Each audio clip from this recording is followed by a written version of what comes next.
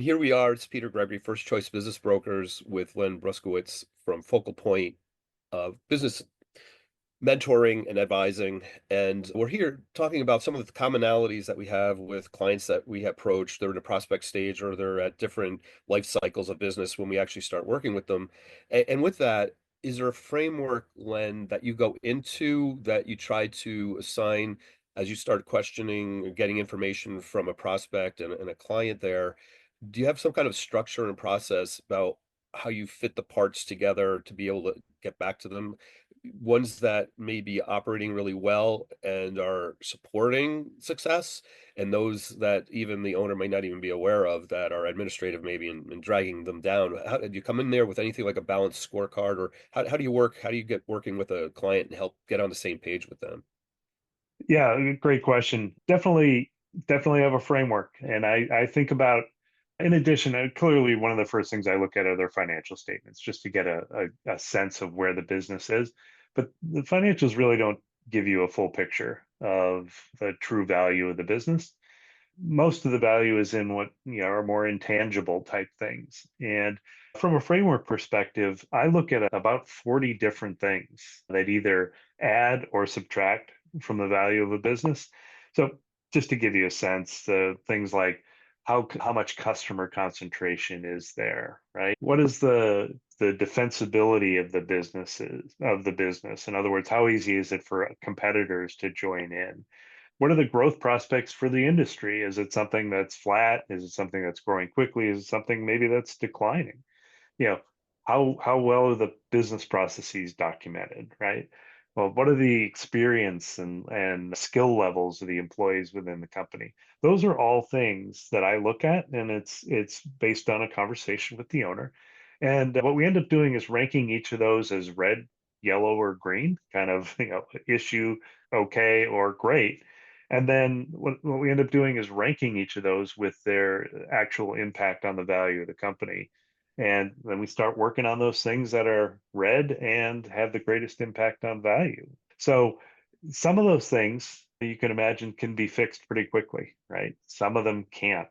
And that's really why I recommend starting the process about 3 to 5 years in advance of when the business owner actually wants to transition out.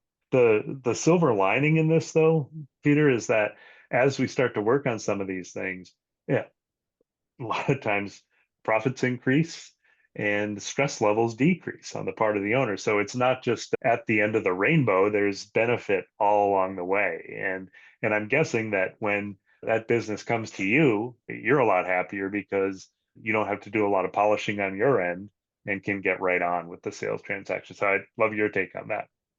Right. And so it sounds like you're helping them take care of some things that might even be in their site or are very ambiguous to them. And I think what many of us advisors do is offer relief. Do you have that effect? Do you feel that from the owner? Once you get everything on paper and they're looking at it on a table, do they sort of have a sense of alignment now and you're able to start working with them to actually execute on a plan?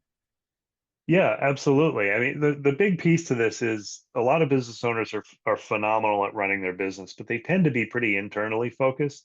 They focus on what they're doing day to day, and they don't really take a look and think about what they look like from the outside.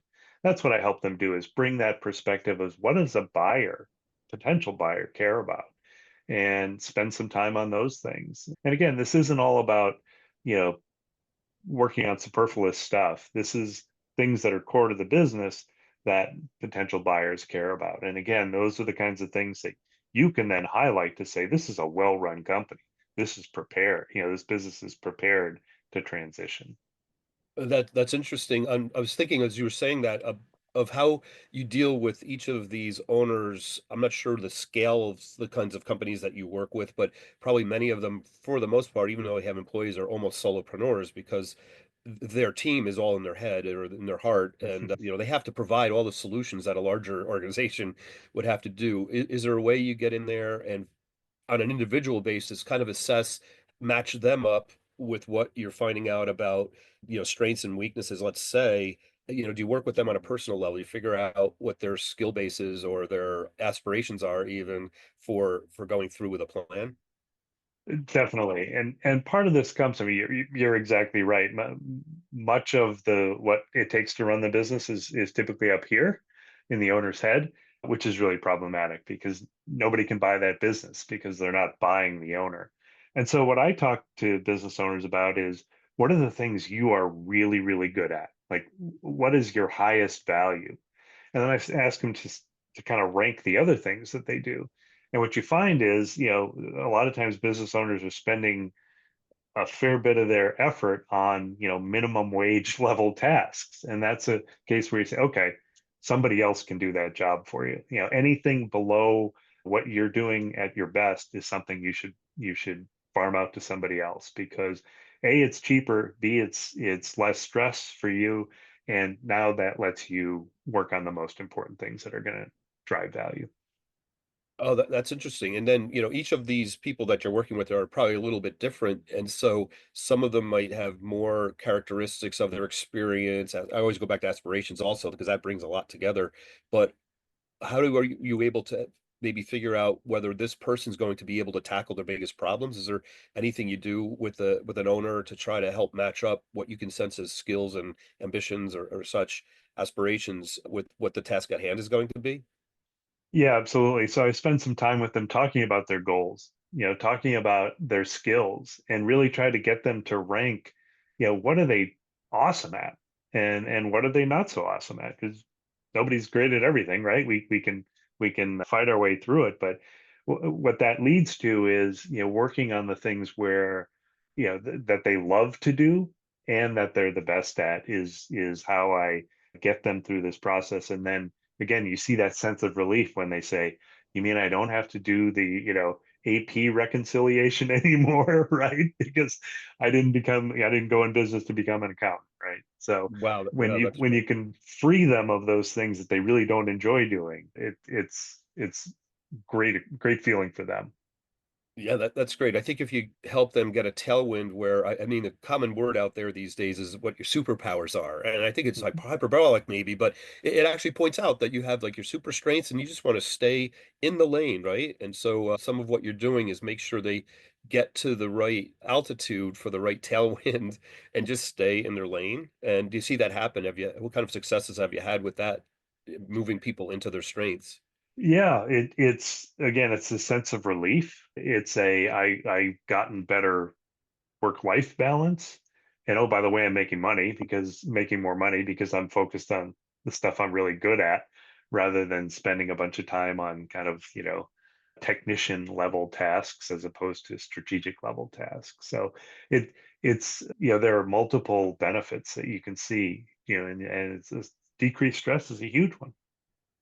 And as we speak here, I just think of all these business owners, and they really need someone as a wing person, a wingman, wing woman, if you will, a wing person, because you can't wake up every day and keep multi-tier perspective. I find you have to, especially if you get dragged into administrative or lower functions, then you just aren't working on your superpowers, if you will. Yeah, that's really great. So yeah, so your business at the level it is right now is expanding. You're gaining more business owners as clients right now. What type of businesses are you looking for? What seems to be, is there any kind of gold vein, I always call it? Is there anything there that seems to be a hot leads? Not yet. So I've had experience and success across industries, across company sizes. Yeah, I love the variety of it. And again, I don't need to be an expert in their business per se, because the core principles are the same, right? The things I'm working with them on are independent of what their business actually is. So it's been great to get multiple different industries to work with, and there's always some crossover, right? I learned something here and I'm able to apply it to the next one as well. Yeah, that's the hidden joy of advising is you get to see so many businesses, and that's where our strengths come from. It's not knowing everything. Really great. No, really great for the conversation here and letting us know a little bit more about the minds of the people that you work with and things you put in place to get them to success. And thanks for all that time. That was really great. Awesome.